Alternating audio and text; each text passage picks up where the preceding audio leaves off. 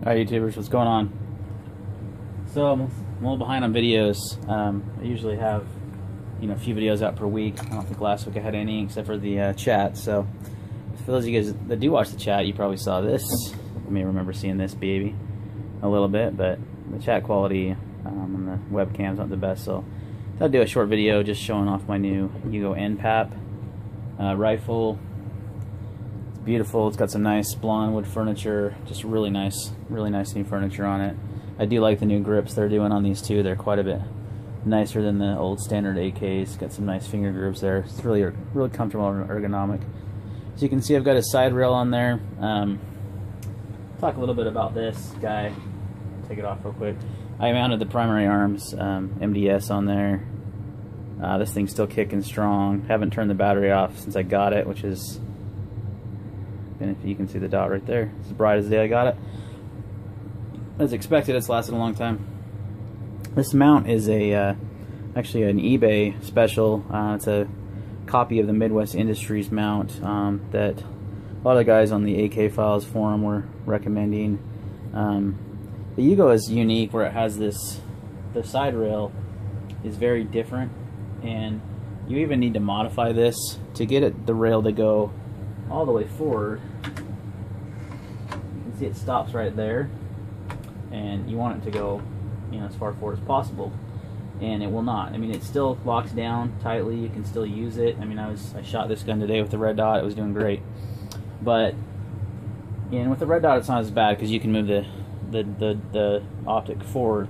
But if you were wanting to use a scope, you'd have pretty poor eye relief because it doesn't go like forward.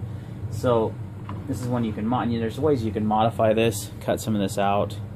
I believe it's back here somewhere, and there's, if I end up doing, I'll do like a little tutorial on it, but I don't know if I'm gonna actually, how long I'm gonna run this rail for.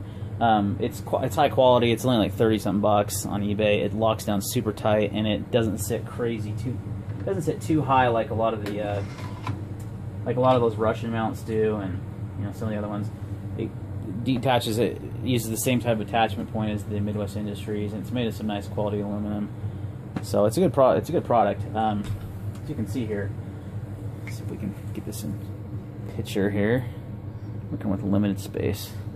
So there's a pretty good amount of distance between the dust cover and the rail, which means you could disassemble the rail. You could get that top cover off probably without any problems and still clean it, but it is a side release rail, so I mean it's designed to be removed and it to hold zero. So we'll see how well it holds zero after I just removed it now. Let's kind of give you a different look from that angle. So it's got a little bit more of a gap that I wanted, rather to sit closer to the top cover and have a little bit better cheek weld, but it does pretty well. One thing I do like about it is that it doesn't, and this is going to sound weird to a lot of guys, but it doesn't co-witness with the iron sights. And I'm all about co-witnessing with the iron sights on like an AR-15. But on the AKs, I'm not a huge fan of the co-witness because of the rear blade here on the sight.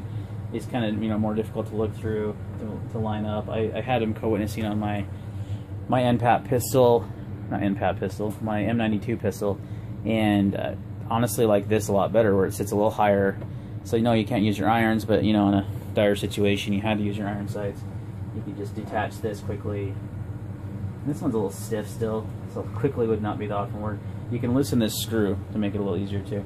But you can take that off and have your irons. So anyway, that's what I'm running for now. I do plan on probably upgrading to the RS Products mount. They're actually making a Yugo specific mount that will actually fit that rail perfectly without any modification, and it will sit lower, quite a bit lower. But I do believe it may co-witness, so I'm still on the fence about that one because it's a pretty pricey product, but it's really well made. But this one worked great today when I shot it. I shot, I don't know, another 120 rounds or so through it today. No malfunctions, perfect. And I did like the way that it ran with the red dot on there, so it was nice. The NPAP is, a pretty popular rifle for a good reason. It's a well-priced AK, but it's super high quality. So I don't have any negatives at all to say about this rifle. I like the M92 quite a bit. The rifle does have to meet at 922R compliance. You do have some US-made parts in here, like the Tapco G2 trigger, I believe the grips, US-made. I'm not exactly sure, maybe the slant brake There's a few US made parts on there. It just has to be a meat 922. It did come with a steel mag and a Tapco mag, so maybe that's, you know, the other piece. But the M92 pistols don't have to meet those regulations, so those are all Yugoslavian, you know, original parts on there. Excuse me, I'm gonna get a drink. I'm trying to knock out a few videos tonight, so anyway. So it's a beautiful rifle. It shoots great. The Tapco G2 is great. It's been very accurate. You know, not typical AK, much better accuracy than like a less expensive like a Wasser or something like that I used to have. You can definitely feel the quality in this. So it's nice to have another AK rifle in the family. I did sell the pistol with that whole SB47 brace thing.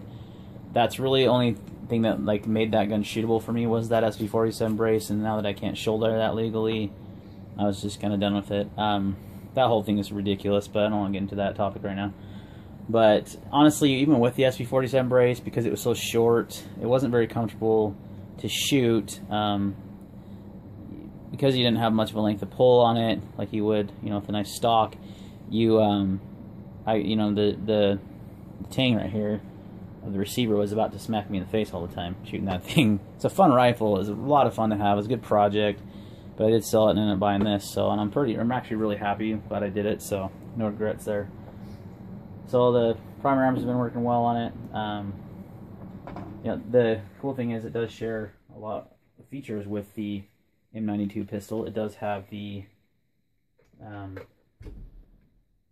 the safety switch, it does have the cutout for the bolt to hold that open, which is a really nice feature that I'd only found previously on the M92 pistol, to hold open the bolt. So if you're at the range, you need to hold the bolt open. You know, before it's kind of a pain with AKs.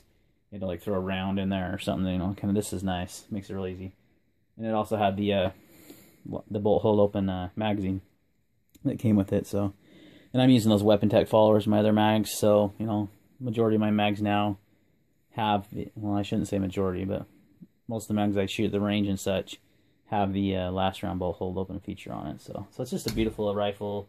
Great AK. It's been 100% reliable so far. I've shot probably 250 rounds, maybe 300 out of it now. Zero malfunction, zero problems. It's been a joy to shoot. One thing that is, I guess, the only negative is the comb of the stock sits up a little higher than your typical AK, and it's a beautiful stock. I mean, I love the wood. It's just gorgeous, but it slaps your cheek quite a bit when you're shooting it. Kind of slaps you in the face a little bit, so it's a little uncomfortable. I love the wood furniture, though. I'm going to keep it on there as long as possible. With Magpul's new AK stuff coming out this spring, I'm most likely going to get the folding stock, as long as it'll work with this. I think some of the videos I showed, as long as it had the square cut receiver, which this does, there's not a slant to it, then it should mount right up. And then they had the hand guard and stuff, so I'm probably going to try that stuff out just because it's new. Magpul stuff, I'm a big fan of Magpul, and to have that on the AK, it's been pretty sweet. So, alright guys, that's my little introduction video, kind of ramble about the Yugo NPAP. I'll continue to shoot this rifle and give some more thoughts on it, but so far I think it's one of the best values out there in an AK, because you're getting really, really high quality AK, and you're not paying, you know, much for it. I think I paid $5.59 or something like that for it.